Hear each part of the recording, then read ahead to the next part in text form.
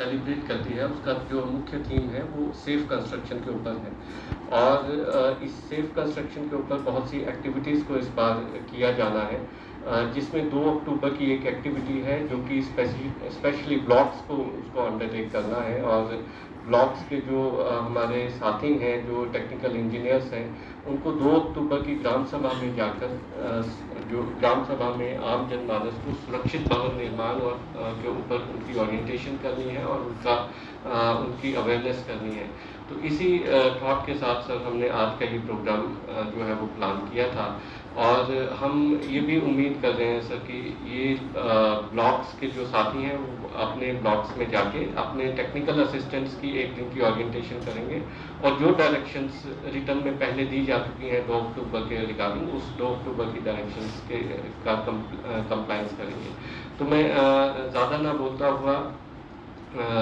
Doctor Harish Gajju जी से आग्रह करूंगा कि वो कृपया इसमें हमारा मार्गदर्शन करें सर।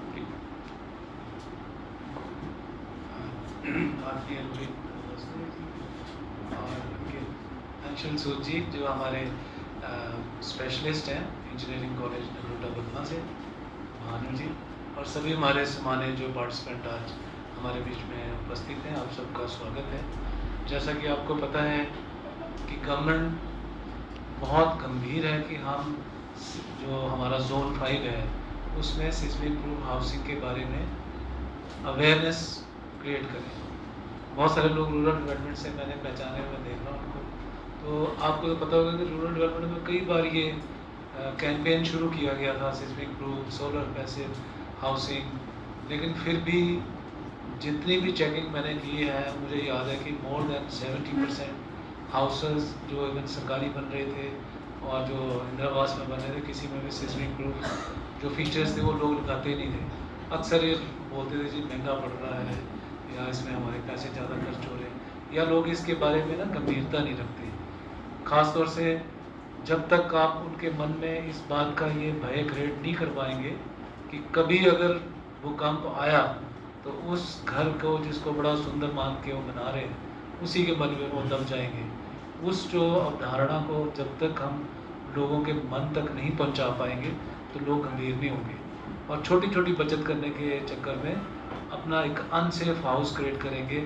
जिसे वो अपने सपनों का घर कहते होंगे, और वही उनकी मौत का कारण भी बनेगा। जैसे जैसे 100 साल 1905 के बाद 2005 तक 100 साल ख़त्म हुए, तो उसके बाद से हमेशा ये कहते आ रहे हैं हम कि खतरा है, कभी भी कुछ भी हो सकता है। दुनिया के बहुत सारे हिस्सों में बार बार भूकंप के झटके आते जा रहे हैं, बहुत विनाश हो रहा है। और जो हमारा नॉर्दर्न प्लेन है हिमालयन का, वहाँ तो आप देख रहे हैं कि बहुत ज़्यादा मूवमेंट है। अफ़गानिस्तान, ईरान में अभी रिसेंट ईयर्स में कितने भूकंप आ रही है। ऊपर वाली जो पूरी बेल्ट है ये हिलती जा रही है, और इसके साथ हम बिल्कुल इमीडिएटली नीचे लगते हैं। अगर किसी दिन बड़े ज़ोर का टकराव होता है तो हम लोगों के हालात बड़े खस्ता हो सकते हैं, और इससे सभी वैज्ञानिक एक मत है कि ऐसा होना आवश्यक है, ये होगा ही होगा, क्योंकि ये जो मूवमेंट है टेक्टोनिक प्लेट्स की ये बड़ी धीरे धीरे चली हुई है, और इसके अभी सिर्फ झटके बिल्कुल चोटी पे लग रहे हैं, और धीरे धीरे निचले वाले हिस्से भी आपस में मिलेंगे, और उसका ज़्यादा अच्छी तरह से हमारे जो एक्सपर्ट हैं आपको एक्सप्लेन कर पाएंगे। लेकिन ये जो कंसेप्ट है, अगर जो हम जो टेक्निकल लोग हैं, अगर हमें हमारी समझ में नहीं आएगा तो दूसरे तो क्या ही समझेंगे, और हम लोग इसको नज़रअंदाज करते हैं एज इंजीनियर, एज कंस्ट्रक्ट करने वाले जो रिस्पॉन्सिबल पर्सनस हैं, और हम सोचते ठीक है चलने दो,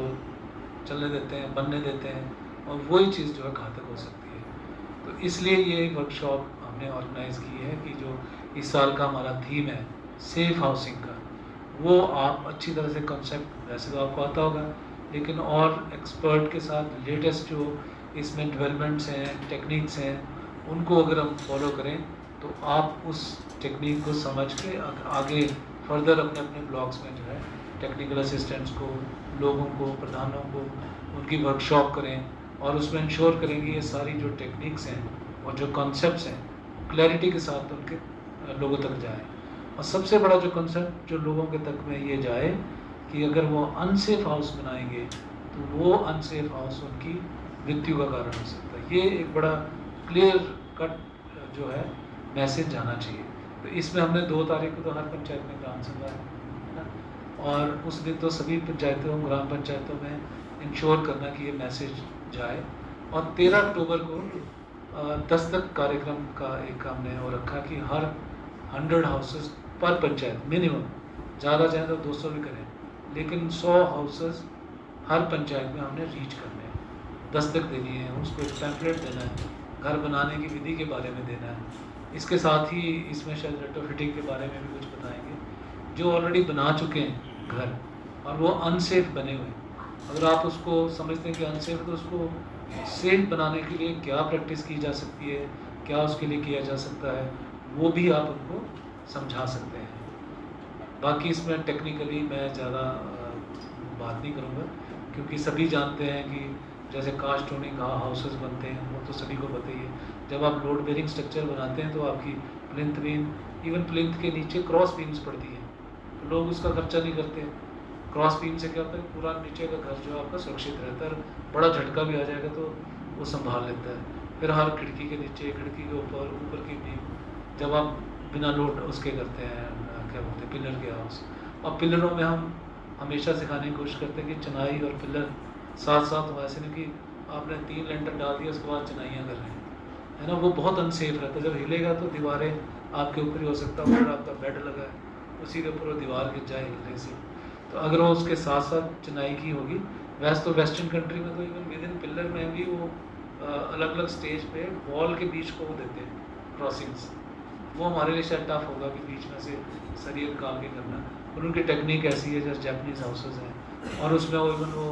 उसका लचकीलापन भी रखते हैं कि घर अगर रेक्टर स्केल पे 8 का भी आया होगा तो पूरा घर ऐसे हिल जाएगा और उसको बेयर कर लेगा, गिरेगा नहीं। तो वो शायद काफ़ी एडवांस होगा, पर फिर भी जो हमारे पास आज है और जो हम कर सकते हैं वो हमें इमीडिएटली शुरुआत करनी चाहिए बिना उसको फर्दर डिले किए हुए। तो इसी बात के संदर्भ में आज की ये वर्कशॉप है।